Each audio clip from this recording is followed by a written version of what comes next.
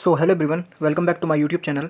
दोस्तों, CISF head constable ministerial के admit card finally out हो चुके हैं और जिस कैंडिडेट ने इस फॉर्म को फिल किया होगा उसका एडमिट कार्ड उसकी ऑफिशियली वेबसाइट पर अपलोड कर दिया है। आप जल्दी से जाइए, अपना एडमिट कार्ड डाउनलोड करिए। एंड सबसे पहली बात यह है बताने के लायक कि आपका जो पीएसटी एंड डॉक्यूमेंट वेरिफिकेशन होगा वो किस प्रकार से होगा एंड कौन कौन सी डॉक्यूमेंट की ज़रूरत पड़ने वाली है एंड पीएसटी में क्या क्या होने वाला है। तो वीडियो को एंड तक जरूर देखना, आपका एक भी डाउट इस वीडियो में नहीं बचने वाला है। तो ये मेरा एक कैंडिडेट है जिसे हम अपना भाई भी बोल सकते हैं, उसने ये अपना एडमिट कार्ड भेजा है और उसने बताया भी है कि सर कैंडिडेट को बता दीजिए, यानी कि सभी कैंडिडेट के पास ये पहुंच गया होगा। तो मैंने सोचा है कि आप लोगों को भी बता दिया जाए।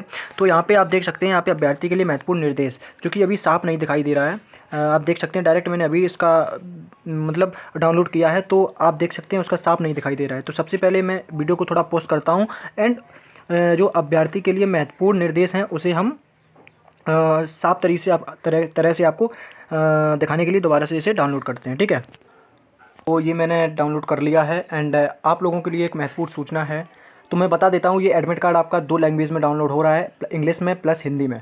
तो यदि आप हिंदी का अभ्यर्थी के लिए महत्वपूर्ण इंस्ट्रक्शन पढ़ना चाहते हैं तो आप हिंदी में डाउनलोड कर सकते हैं, अन्यथा आप इंग्लिश में डाउनलोड कर सकते हैं। ठीक है, तो ये अभ्यर्थी के लिए महत्वपूर्ण सूचना है। एंड जब आप एग्ज़ाम देने जाएंगे, यानी कि पीएसटी एंड डॉक्यूमेंट वेरिफिकेशन कराने जाएंगे, आपका कोई से भी सेंटर पर पड़ा हो, आप उस सेंटर पर जाएंगे तो आपको इन बातों का ध्यान रखना है। तो आप लोग ब्रीफिंग के साथ में समझ लीजिएगा। ठीक है, सबसे पहले जो पॉइंट दिया है इन्होंने वो दिया है, इस ई प्रवेश पत्र में दिए गए स्थान पर अपने हाल के रंगीन पासपोर्ट साइज फ़ोटो विधिवत चिपकाते हुए भर्ती केंद्र पर लाएं, अन्यथा आपको भर्ती केंद्र में प्रवेश करने की अनुमति नहीं दी जाएगी। जब आप एडमिट कार्ड डाउनलोड करेंगे तो सबसे पहले आपकी जो पहले से आपने सबमिट करी होगी वो फ़ोटो आपकी आएगी। उसके बाद में एक ब्लैंक जगह रहेगी। ठीक है, वहाँ पे अपनी रिसेंट जो फ़ोटो होगी उसे आपको चिपकाना है। ठीक है, रिसेंट जो फ़ोटो होगी, जो हाल में फ़ोटो खिंचवाएंगे आप, उसे आपको चिपकाना है। ठीक है, उसके बाद लिखा है कि केंद्रीय औद्योगिक सुरक्षा बल, यानी उसकी फुल फॉर्म है, पद के लिए शैक्षणिक योग्यता, यानी कि 12th पास है एंड आपको 12th का सर्टिफिकेट वहाँ पे भी ज़रूरत पड़ने वाली है। जो अभ्यर्थी योग्यता में 12वीं पास को पूरा नहीं करते हैं वे भर्ती के लिए पात्र नहीं है, यानी कि जो कैंडिडेट 12 पास नहीं किए हुए हैं वो भर्ती के लिए एलिजिबल नहीं है, यानी कि वो जाना भी मत। ठीक है, उसके बाद इसमें लिखा है कि भर्ती के उम्मीदवार के लिए भर्ती केंद्र पर रिपोर्टिंग समय, यानी कि 6:30 बजे सुबह आपको रिपोर्टिंग करना है और जो आपकी भर्ती प्रक्रिया वो चालू हो जाएगी 7 बजे सुबह से। ठीक है, 7 बजे सुबह से शुरू हो जाएगी एंड आपका शाम तक चलेगी। जितने भी कैंडिडेट होंगे, समथिंग एक बैच में जो आपके कैंडिडेट बुलाए जाते हैं एक दिन में, वो 500 बंदे बुलाए जाते हैं एंड उनका पूरा पीएसटी एंड डॉक्यूमेंट वेरिफिकेशन होता है। उसके बाद नेक्स्ट पॉइंट आपका है कि ई प्रवेश पत्र को ध्यान से जांचें और यदि कोई कमी पाई जाती है तो सुधार हेतु बोर्ड परीक्षा के संज्ञान में लाएं। यानी कि यदि आपके ई एडमिट कार्ड में कोई भी गलती है, एरर है, तो आप इसकी जो ऑफिशियली वेबसाइट पर एक जीमेल दी गई होगी उस पर आप लोग उन्हें बता दें, तो आपका जो प्रॉब्लम होगा उसे सही किया जा सकता है। ठीक है, उसके बाद में लिखा है कि अपने पासपोर्ट आकार के 4 रंगीन नवीनतम फ़ोटो, यानी कि आपको 4 फ़ोटो आपके साथ में होने चाहिए जो हाल ही में खिंचे हुए हों। ठीक है, पासपोर्ट साइज एंड आपके पास में पूरा सभी शैक्षणिक योग्यता, जैसे आप 10+2 में 10th भी आता है 12th भी आता है, दोनों के पासिंग सर्टिफिकेट आपको साथ में लेके जाने हैं। यदि आपके पास जाति है, यानी कि कास्ट सर्टिफिकेट है, तो कास्ट सर्टिफिकेट भी लेके जाएं। जैसे आप सामान्य में आते हैं तो वहाँ पे आपका जो जाति सर्टिफिकेट एप्लीकेबल नहीं होता है। जैसे आप ओबीसी में आते हैं, SC ST EWS कैंडिडेट हैं, तो आपको वहाँ पे जाति जो सर्टिफिकेट होता है, यानी कास्ट सर्टिफिकेट होता है, वहाँ पे लेके जाना पड़ेगा। ठीक है, एंड निवास प्रमाण पत्र, जो ये जो डॉक्यूमेंट हैं वो आप लोग बिल्कुल भी मत भूलना, एक फ़ाइल बना के रख लीजिएगा। उसमें आप विधिवत तरीके से अपने जितने भी डॉक्यूमेंट उसे आप लोग साथ में लेके जाइएगा एंड 5-6 बार चेक भी कर लीजिएगा, क्योंकि जो सीआईएसएफ का डॉक्यूमेंट वेरिफिकेशन होता है, ठीक है, वो बहुत ज़्यादा टफ होता है। ठीक है, छोटी सी प्रॉब्लम में आपको बाहर कर दिया जाता है। ठीक है, क्योंकि आपको पता है कि बहुत सारे कैंडिडेट जो हैं कंपटीशन में बने हुए हैं एंड सीआईएसएफ इसके लिए सबसे पहले आगे रहता है। ठीक है, आपको आउट करने के लिए। ठीक है, ऑन एंड जब आप जाएंगे तो सबसे पहले आपको अपना रंगीन एडमिट कार्ड दिखाना होगा एंड उसके साथ में जो आइडेंटिटी प्रूफ आपने लगाया होगा उसे आपको लेके जाना है, उसे भी आपको दिखाना पड़ेगा, तभी आपकी वहाँ पे एंट्री होगी। ठीक है,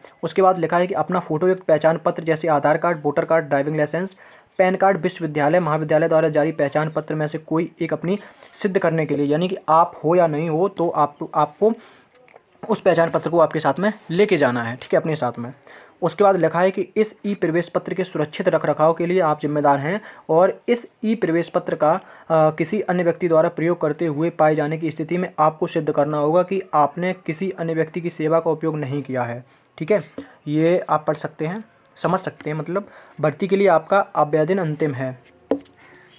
उसके बाद ये कुछ नहीं है। सबसे पहले मैं एक बात और बता देता हूँ, आप वहाँ पे कोई भी इलेक्ट्रॉनिक गैजेट मत लेके जाइएगा, क्योंकि आप अगर इलेक्ट्रॉनिक गैजेट लेके जाएंगे तो वहाँ पे आपका पहले से ही जमा कर लिया जाएगा, ठीक है। वो कैंडिडेट मतलब वो कैंडिडेट फ़ोन ऑन लेके जा सकते हैं जो अकेला जाएगा। अगर अकेले नहीं जाते हैं आप तो आप अपने गार्जियंस को बाहर दे के जाइएगा, क्योंकि जब आप अंदर जाएंगे तो कोई भी इलेक्ट्रॉनिक गैजेट आपका साथ नहीं जाएगा, ठीक है। इलेक्ट्रॉनिक गैजेट का मतलब फ़ोन ही नहीं होता है, जैसे ईयरफोन हो गया, हेडफोन हो गया, वगैरह वगैरह, ठीक है। उसके बाद शैक्षणिक जाति निवास प्रमाण पत्र मैंने बता ही दिया है। पत्र हिंदी या अंग्रेजी भाषा के अलावा किसी अन्य भाषा में है तो अनुप्रमाणिक हिंदी या अंग्रेजी अनुवाद साथ में लेकर आएँ।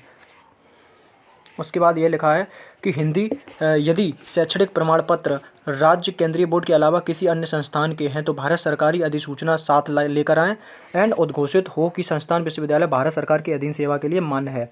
यदि आपने कहीं से भी 10th या 12th पास किया है एंड वो भारत सरकार के अधीन नहीं आता है तो फ्रेंड्स आपकी जो मार्कशीट है वो फर्जी मानी जाएगी। आप लोग वहाँ पर बिल्कुल भी मत जाना, आपके ऊपर कार्रवाई भी हो सकती है, ठीक है। उसके बाद में इसमें लिखा है कि विभागीय उम्मीदवार जैसे एक्स सर्विसमैन होते हैं उनके लिए पैराग्राफ 8 दिया गया होगा, उसकी जो नोटिफिकेशन होगा उसमें अनुसार यूनिट कमांडर द्वारा जारी प्रमाण पत्र लाना होगा, ठीक है। अगर आप एक्स सर्विसमैन हैं तो आपको उसी के विभाग द्वारा जो यूनिट कमांडर होता है उसके लिए जारी प्रमाण पत्र लेके आना होगा, ठीक है। उसके बाद ये भूतपूर्व सैनिक वही एक्स सर्विसमैन हो गया। एंड अगर बात करते हैं आपको निर्दिष्ट स्थान, यदि आप जब डॉक्यूमेंट वेरिफिकेशन एंड पीएसटी के समय में आप जाएंगे तो टाइम से पहले जाइएगा। इस लाइन का यही मतलब है कि अगर आप टाइम से पहले नहीं गए तो सीआईएसएफ आपको अंदर नहीं करेगा, गेट के अंदर बिल्कुल भी नहीं करेगा एंड आपको वहाँ से आउट कर देगा, ठीक है। उसके बाद बात कर लेते हैं, यह केवल पीएसटी दस्तावेजीकरण के लिए बुलावा पत्र है और इसे केंद्रीय सुरक्षा बल में साउनी एंड आंसू कुछ भी होगा के पद के लिए अंतिम चयन ना समझा जाए। यानी कि जो सीआईएसएफ एससी के हायर कांस्टेबल एंड मिनिस्टर के लिए ये आप ये मत समझिएगा कि अगर आपका इसमें पास हो गए तो आप फाइनली पास हो गए हैं, क्योंकि इसके बाद में आपका रिटन एग्ज़ाम होगा। रिटन एग्ज़ाम के बाद में आपका टाइपिंग टेस्ट यानी स्किल टेस्ट बोल सकते हैं वो होगा। उसके बाद में आपका फाइनल लिस्ट लगेगा या मेडिकल होगा, मेडिकल के बाद फाइनल लिस्ट लगेगा, उसके बाद में आपको वहाँ पे अंदर किया जाएगा, ठीक है। उसके बाद आप अपने साथ में 1-2 दिन के लिए रुकने की प्रबंध भी कर लेना, क्योंकि आपको पता है कि 500 लड़के जाएंगे, 500 प्लस भी लड़के हो सकते हैं, क्योंकि आपको पता है कि सुबह आपको 6:30 बजे अंदर कर लेंगे। अंदर होने के बाद में फिर आपका पूरा मतलब एक दिन तो पूरा लगने वाला है आपको, ठीक है।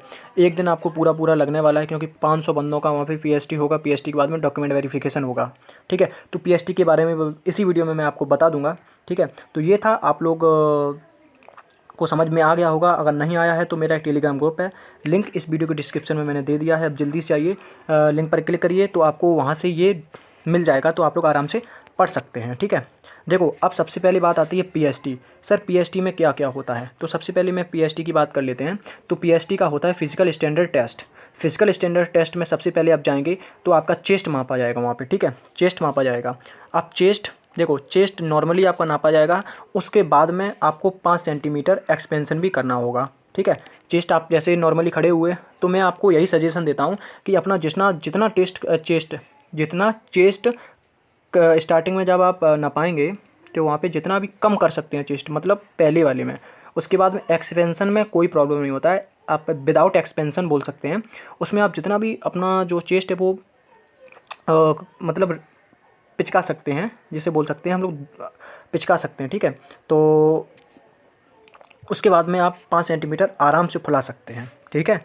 पिचकाने के बाद में आप जब फुलाएंगे, ठीक है, तो आपको वहाँ पे कोई प्रॉब्लम नहीं होगा। तो ये हो गया चेस्ट मेजरमेंट।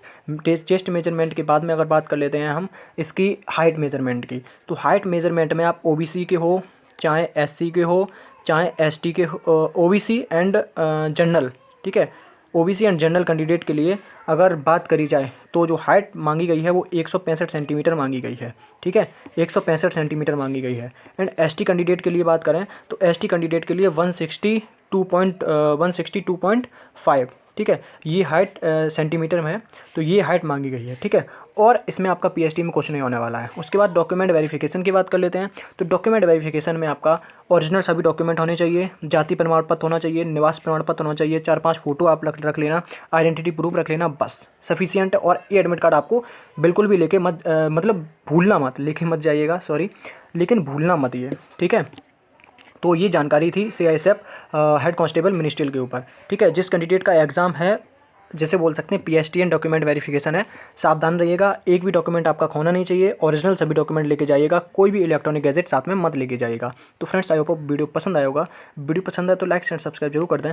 चैनल पर नए आए हो तो चैनल को कर देना सब्सक्राइब एंड लाइक अगर वीडियो अच्छी लगी हो।